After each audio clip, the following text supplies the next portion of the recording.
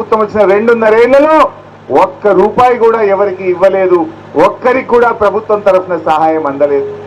ఆనాడు కేసీఆర్ గారు మా దళిత పిల్లలు విదేశాల్లో చదవాలి, అంబేద్కర్ గారు చదివిన కొలంబియా యూనివర్సిటీలో చదవాలని చెప్పి ఎస్సీ ఓవర్సీస్ స్కాలర్షిప్ పెట్టినారు. Doctor Babasaheb Ambedkar overseas scholarship పెడితే ఇవాళ రేవంత్ రెడ్డి గారు వచ్చినాక అది కూడా బంద్ అయిపోయింది. ఆనాడు ఒక్కొక్క విద్యార్థికి 20 లక్షల రూపాయలు ఇచ్చిండు కేసీఆర్, 20 లక్షలు ఇచ్చి విదేశాల్లో చదివించిండు. ఇలా అది ఆ పథకం కూడా ముందుకు సాగని పరిస్థితి ఉన్నది. మన రాష్ట్ర సచివాలయం, రాష్ట్రానికి గుండెకాయ మన సచివాలయం, ఆ సెక్రటరేట్ పేరు డాక్టర్ బాబాసాహెబ్ అంబేద్కర్ సెక్రటరేట్ గా పెట్టినారు. భారతదేశంలో ఎవరు పెట్టలే. 28 రాష్ట్రాలుంటే సెక్రటరేట్ కు అంబేద్కర్ పేరు పెట్టిన మొదటి రాష్ట్రం మన తెలంగాణ రాష్ట్రం. ఎందుకంటే అంబేద్కర్ ఆలోచనతోనే తెలంగాణ వచ్చింది. అంబేద్కర్ గారి రాజ్యాంగంలో చిన్న రాష్ట్రాల ఏర్పాటు కోసం ఆయన ఆలోచన వల్లనే ఇవాళ మన తెలంగాణ మనకు దక్కిందంటే అది అంబేద్కర్ గారి పుణ్యం. అందుకే ఆ సెక్రటరేట్ కు అంబేద్కర్ పేరు పెట్టాలని ఆనాటి బీఆర్ఎస్ ప్రభుత్వం నిర్ణయం తీసుకున్నది.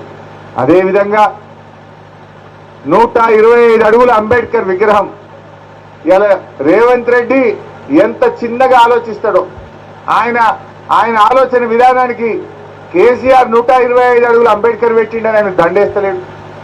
అంబేద్కర్ దానికి తాళం వేసి పెట్టిండు. ఇది తగునా? ఆనాడు కేసీఆర్ గారు అంబేద్కర్ మనమండి పిలిచి ఆయన చేతుల మీదుగా ఈ ప్రపంచంలో ఎక్కడ లేని విధంగా అంబేద్కర్ విగ్రహాన్ని కేసీఆర్ పెట్టిస్తే ఇది కేసీఆర్ పెట్టిండని దానికి తాళం వేసి పెట్టిండు రేవంత్ రెడ్డి. కనీసం అంబేద్కర్ కు దండ కూడా వేయనటువంటి సంకుచిత మనస్తత్వం రేవంత్ రెడ్డిది. ఇదా పద్ధతి? మాటలు కోటలు దాటుతున్నాయి తప్ప ఈ రేవంత్ రెడ్డి ప్రభుత్వం దళితుల అభ్యున్నతి విషయంలో, దళితుల సంక్షేమం విషయంలో చేతలు గడప దాటని పరిస్థితి ఉన్నది. వీళ్ళందరూ ఆలోచించాలి. మరి నేను ఒకటే కోరుతున్నా, అంబేద్కర్ జయంతి సందర్భంగా మీరేదైతే ఎస్సీ ఎస్టీ డిక్లరేషన్ లో ఆ రోజు మాట ఇచ్చిందో వాటిని వెంటనే అమలు చేయాలని, దళిత బంధు అందించాలని ఈ ప్రభుత్వాన్ని సందర్భంగా నేను డిమాండ్ చేస్తా ఉన్నా.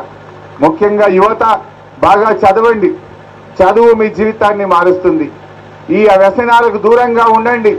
ఈ మధ్యకాలంలో కొన్ని గుడుంబ గంజాయి లాంటి గ్రామాల్లో స్టార్ట్ అవుతా ఉన్నాయి. అలాంటి వ్యసనాలకు లోనైతే జీవితం నాశనం అయిపోతుంది. దయచేసి డ్రగ్స్ కానీ ఇలాంటి చెడు అలవాట్లకు దూరంగా ఉండండి. చదువుకోండి. ఈ ఆన్లైన్ గేములు ఆడి తల్లిదండ్రులను ఇబ్బంది పెట్టకండి. కొంతమంది యువత ఆన్లైన్ గేములు ఆడి లక్షల రూపాయలు పొడగొట్టే పాపం తల్లిదండ్రులు ఉన్న భూమి జాగా ఇల్లు అమ్ముకునే పరిస్థితి వస్తుంది. ఎవడు ఏ ఆన్లైన్ గేమ్ మనకు పైసలు ఇయ్యది. మనను గుంజుకోవడం, మనం దోసుకోవడం తప్ప ఆ గేమ్ ఆడి పైసలు సంపాదిస్తామంటే అది మూర్ఖత్వమే.